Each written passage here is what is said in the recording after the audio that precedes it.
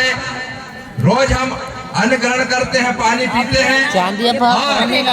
जिस धरती पर हम जन्म लेते हैं, 9 महीने माँ के गर्भ में रहते हैं, इसके बाद यदि बच्चा जन्म लेता है तो सबसे पहले किसकी गोद में आता है? वो धरती माता की गोद में आता है। और इस धरती माता, हम अपनी माँ के 6 महीने, 1 साल, 1.5 साल तक स्तनपान करते हैं, लेकिन पूरे जीवन भर इस धरती माता से निकलने वाला, इसके सीने से निकलने वाला जल पीते और अन्न खाते हैं। तो पूरी सच्ची आत्मा के साथ में आप सभी से निवेदन करूंगा कि जरा जोरदार भारत माता का जयकारा लगाएं। बोलो भारत माता की जय, भारत माता की जय।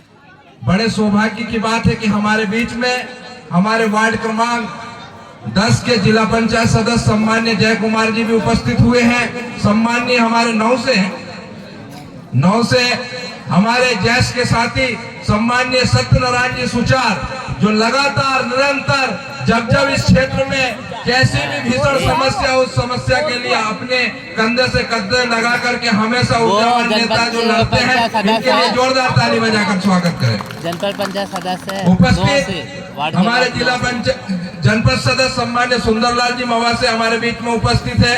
सम्मान्य पूर्व सरपंच मुन्नालाल भैया, पूर्व उप सरपंच सूरज जी और सभी हमारे बीच में यहाँ पर पूर्व जिला पंचायत सदस्य लक्ष्मण कलम जी भी उपस्थित थे। सभी लोग यहाँ पर उपस्थित हैं।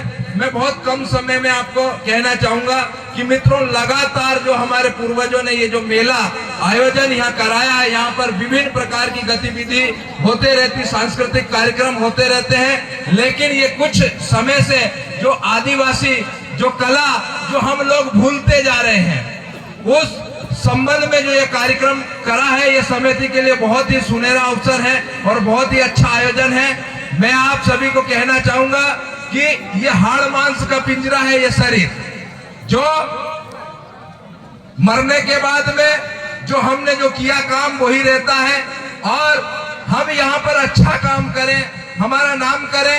अगर जब हम अच्छा काम करेंगे, अच्छा नाम करेंगे, तो हमारा नाम होगा और हमें ही भगवान के रूप में मानेंगे।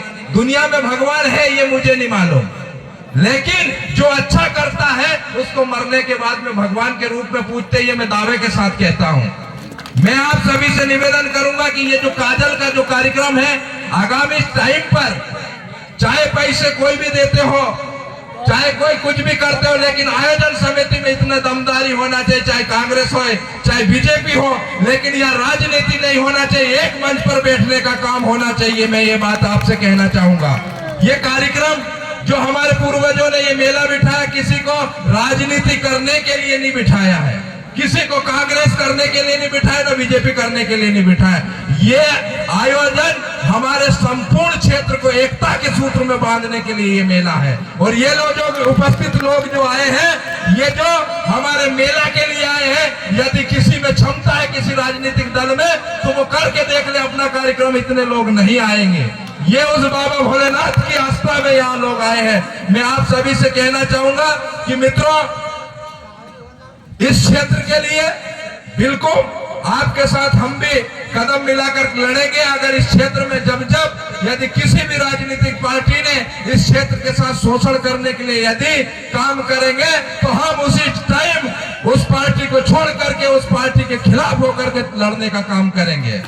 ये पक्का है वादे के साथ। यदि हमने पढ़ाई करी है, हमने शिक्षा ग्रहण करा है, तो इस क्षेत्र के इस भोले भाले लोग, इनके लिए हमें पूरा योगदान देना पड़ेगा।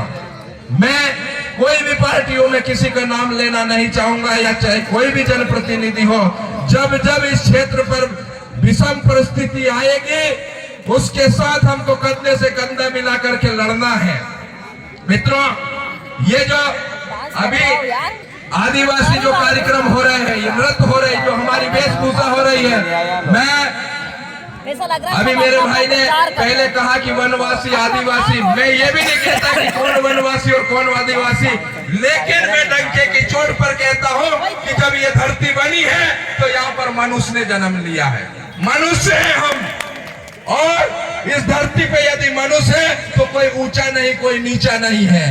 मैं आपको एक छोटा सा उदाहरण बताना चाहूंगा कि इस क्षेत्र में यदि कोई यहाँ पर जो जीवन यापन करने वाले लोग हैं, चाहे वो बनवासी हो चाहे कुछ भी हो, लेकिन आप उधर रेडगांव से उधर दिल्ली तक चले जाओ, आपको कहीं 1 इंच जगह नहीं मिलेगी, सब खेती करते लोग मिलेंगे। लेकिन ये भोले भाले लोग हैं, जब से धरती बनी जब से यह जीवन यापन कर रहे हैं, ये सरकार से भी जमीन नहीं छीन सकते। जो बाउंड्री का जो दायरा बना उसी के अंदर ये खेती करते हैं।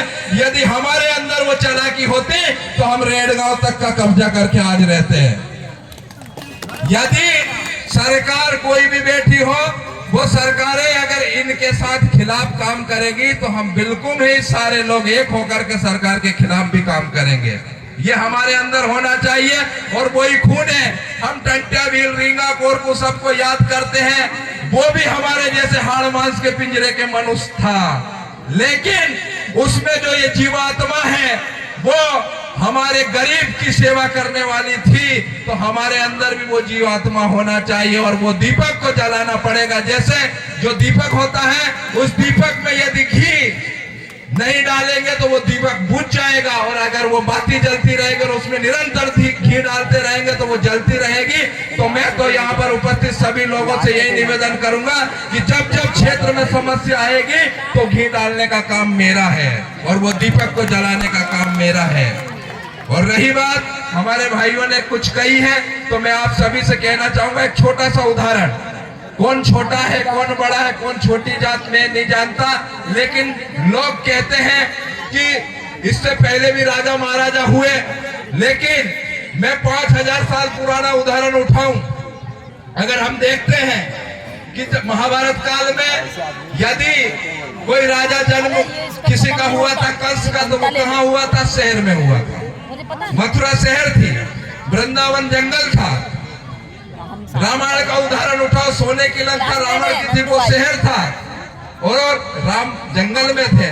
तो यदि जंगल में रहने वाले देवी देवता कहाँ रहते हैं?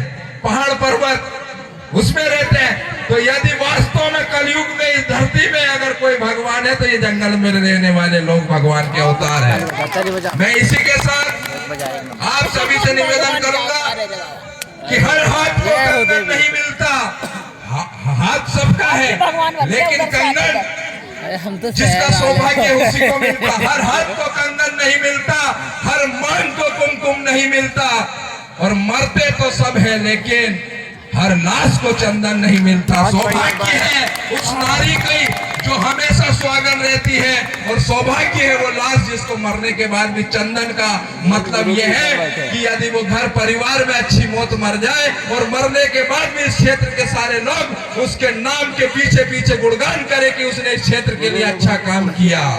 और यही आशा विश्वास के साथ मैं आप सभी से निवेदन करूंगा कि आने वाले समय में पूरे संपूर्ण क्षेत्र के जितने भी जनप्रतिनिधि हैं सब एक होकर के एक छत चबूतरे में बैठ करके हम काम करें और इस मेला के भविष्य को सुधारने के बारे में सोचें। यदि जंगल में कोई अगर शिवलिंग 12 ज्योतिर्लिंग कहाँ होंगे वो मुझे नहीं मालूम, लेकिन काजल में काजलेश्वर एक ज्योतिर्लिंग है। उस ज्योतिर्लिंग को की भावना को लेकर दिल में, उस महादेव की भावना को दिल में लेकर के जो दिल्ली और बम्बई और इंदौर तक के या रतन बाबा जैसे ने आकर के कार्यक्रम कराया, इस क्षेत्र में यदि हम रह रहे हैं तो उस महादेव की सच्ची भक्ति करते हुए उसका जीर्णोद्धार करने के लिए काम करना चाहिए, तब जाकर के आपका जनप्रतिनिधि होना सार्थक है। यदि इस क्षेत्र में हमारा कोई तीर्थ स्थल है तो उस तीर्थ स्थल को राजनीति नहीं बनाते हुए उसको सामाजिक बनाते हुए काम करना चाहिए। इसी आशा और विश्वास के साथ मैं बहुत ज्यादा लंबा बोलता हूँ, मैं कम ही समय में बोलने की पूरी कोशिश करता हूँ। आप सभी को मैं हाथ जोड़ करके प्रार्थना करता हूँ कि मुझे एक छोटे से कार्यकर्ता को बोलने का अवसर दिया और मैं हमेशा सामंजस्य बनाने का काम करता हूँ। मैं कोई राजनीतिक भाषण देने नहीं आया, मैं तो छोटा सा कार्यकर्ता हूँ, लेकिन मेरा निवेदन है कि इस मेले को में जो विशालता आई है, चाहे हम राम सत्ता कराते हैं, चाहे खेलकूद कराते हैं, चाहे ये सांस्कृतिक कार्यक्रम कराते हैं और आने वाले समय में और भी हम अच्छा कराएं, लेकिन मैं एक छोटा सा आग्रह करूंगा कि जो हमारी समाज में जो ये रीति रिवाज है, जो सांस्कृतिक लोक नृत्य है, इनको हम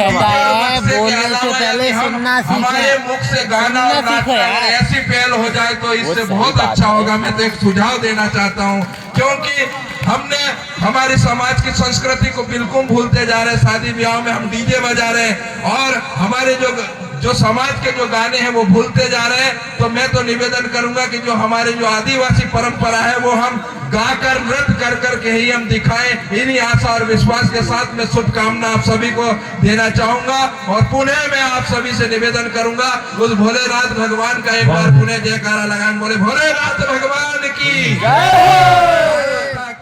जय। धन्यवाद।